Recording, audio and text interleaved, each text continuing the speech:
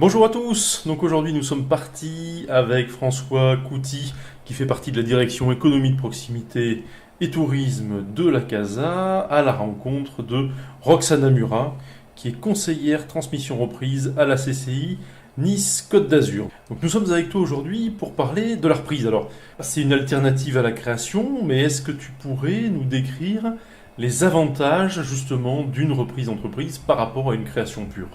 On ne part pas d'une page blanche. On reprend quelque chose qui existe déjà, donc on reprend souvent un nom, une enseigne, une clientèle, même des contrats, du matériel, un emplacement, des salariés, et on a directement un chiffre d'affaires.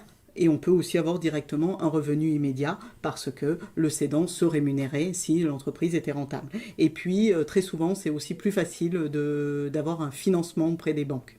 D'accord, ça les rassure parce que justement il y a Ça une les rassure, il y antériorité. a une antériorité. Alors bien sûr, ça va dépendre de la rentabilité de l'entreprise qu'on va reprendre, mais en effet, si c'est une entreprise qui fonctionnait bien, les banques vont suivre plus facilement que sur un projet de création où tout est à créer. Alors des fois on rencontre des futurs chefs d'entreprise, des repreneurs, qui n'ont aucune connaissance dans le métier de l'entreprise qu'ils souhaitent racheter. Est-ce que ça pose problème ou pas? Ce que le banquier va regarder, c'est ce que nous on appelle dans notre jargon l'adéquation homme-projet.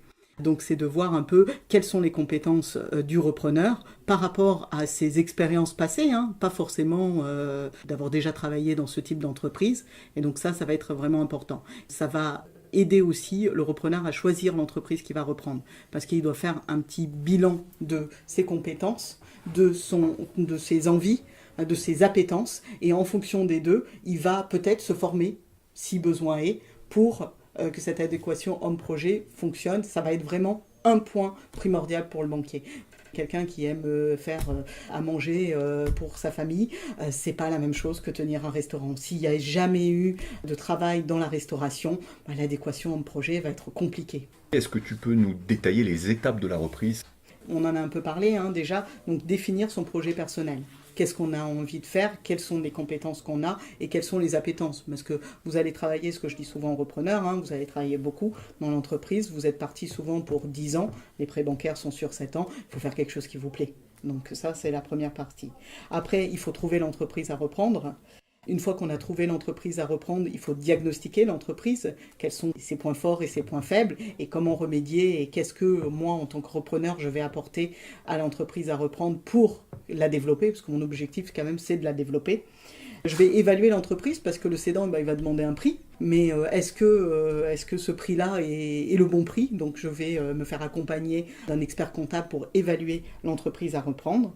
Une fois que je leur aurai fait cette évaluation, peut-être que je vais devoir négocier parce que le prix que j'aurai trouvé ne sera peut-être pas forcément en adéquation avec le prix demandé par le cédant.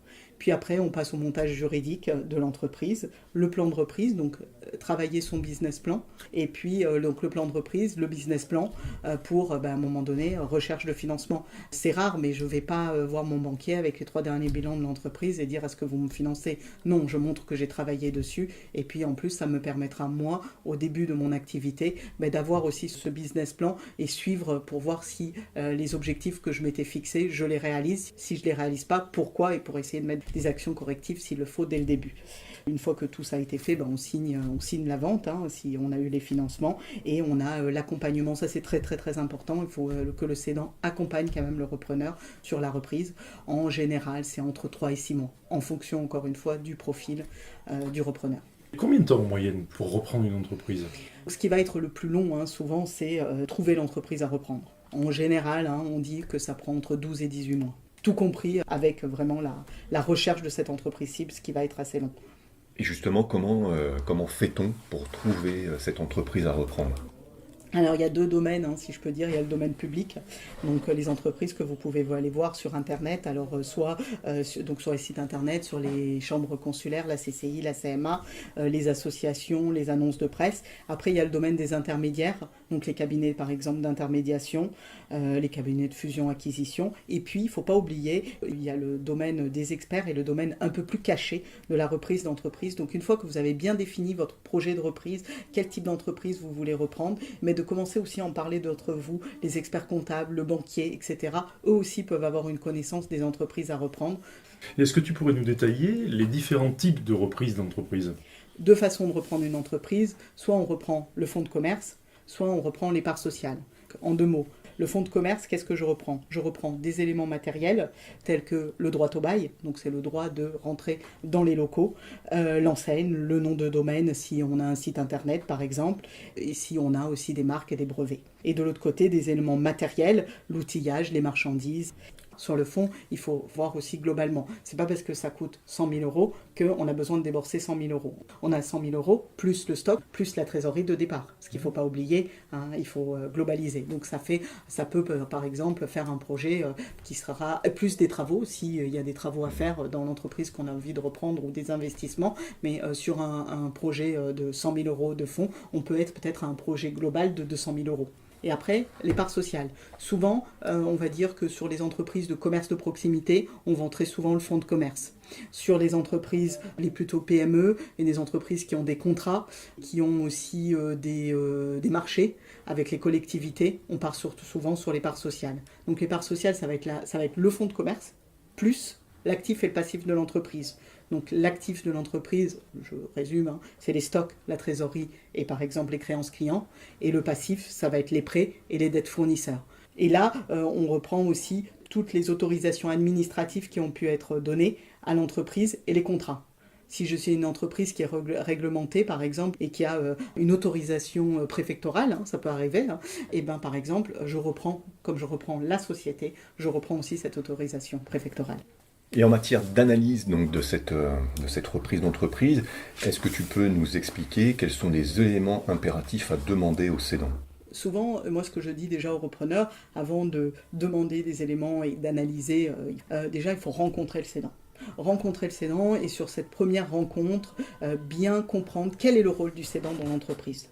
Qu'est-ce qu'il fait et est-ce que moi, j'ai les compétences pour faire ce qu'il faut? Oui, non. Si oui, bah, c'est très bien. Si la réponse est non, bah, quel type de formation? Est-ce que c'est des formations longues que je dois faire ou pas? Si c'est une formation de 2 mois, pourquoi pas? Si c'est une formation de 2 ans, ça va être un peu compliqué. Donc vraiment, quel est le rôle du cédant? Qu'est-ce qu'il fait dans l'entreprise? Est-ce que j'en suis capable? Et puis une deuxième chose qui est un peu importante, est-ce que je me sens y aller les 10 prochaines années dans cette entreprise et travailler?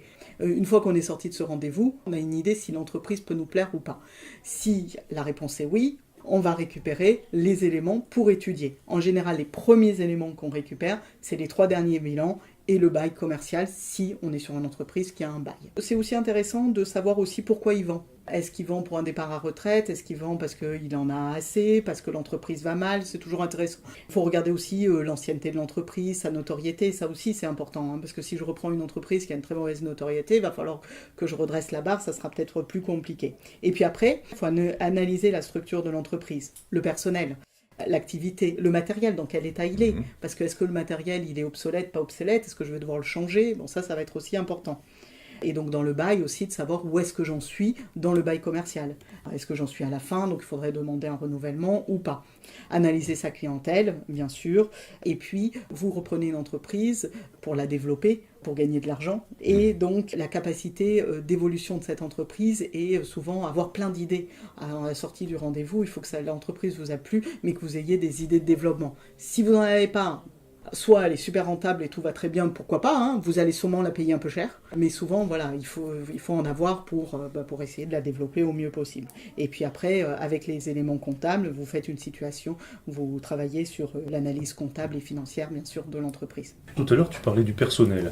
Est-ce qu'il y a une obligation pour le repreneur de reprendre tous les salariés du cédant? Tout à fait. Que ça soit, et ça c'est important, que ça soit la reprise d'un fonds ou la reprise des parts, il y a obligation de reprendre les salariés dans les mêmes conditions qui sont actuellement. Si je vois qu'il y a un salarié avec qui je ne vais pas m'entendre, est-ce que je peux demander au cédant de le licencier avant la reprise du fonds? Alors, soit ils font une rupture conventionnelle, ouais. Hein, mais c'est limite. Hein. C'est limite. Alors, il vaut mieux que ce soit le cédant qui le fasse. Malheureusement, on doit y faire avec les salariés. C'est pour ça cette analyse aussi des salariés, de voir comment ils travaillent, comment ils sont et tout ça dans l'entreprise, ça peut aussi jouer dans la décision de reprendre l'entreprise ou pas. Entourez-vous de conseils. Il y a un moment donné, vous n'êtes pas avocat, vous n'êtes pas expert comptable, et puis les chambres consulaires par exemple, où il y a d'autres aussi organismes qui sont là pour vous aider sur votre plan de reprise. Formez-vous, donc là aussi il y a des formations possibles. Peut-être, alors on ne vous formera pas nous sur la partie métier, on a des formations, entre autres à la CCI, dans d'autres endroits aussi. Nous on a les 5 jours pour entreprendre, c'est une formation qui est en plus certifiante, donc c'est intéressant de la faire, et puis ça vous permettra de parler avec votre avocat, votre expert comptable, le même langage. Merci beaucoup pour toutes ces explications. Et il y aura un autre podcast sur le volet transmission qui va suivre.